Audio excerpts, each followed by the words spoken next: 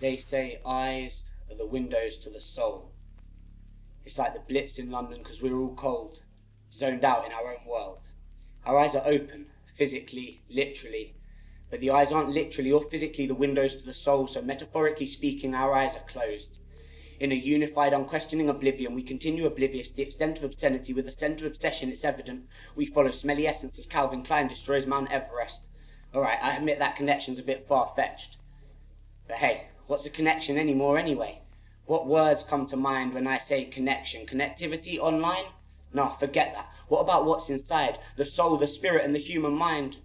Or are those things all disappearing as we metaphorically go blind in this connective time when we consider connection through space and time and normality thanks to Skype and FaceTime? And I upset my baby when I told her I don't want to FaceTime. I want to FaceTime with you, but I don't want to FaceTime you.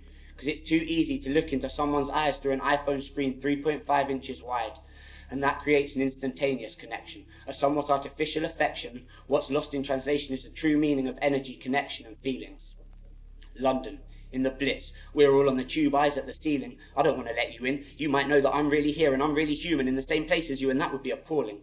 Because we could be connecting, but that wouldn't be cool, and it might actually come across as rude if I look at you. It's like we're all on the tube. One of us is Hitler and the rest are Jews, but no one knows who, so we all sit there politely perusing the news. We can't make eye contact for fear it might lead to something. I don't know.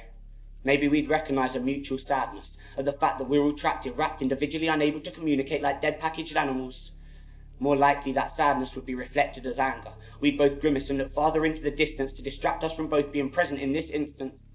And like animals, we follow our instincts. But they're bending, you see, because if someone looks at me, I follow my natural reaction to avert my eyes and prevent any traction or controversy. So if someone even looks in my direction, I'll put my head down, scratch my nose and cross my legs like I'm hiding an erection. Because you see, when eyes meet across a carriage, we're rarely sharing affection like marriage. We're more blocking each other like train barriers.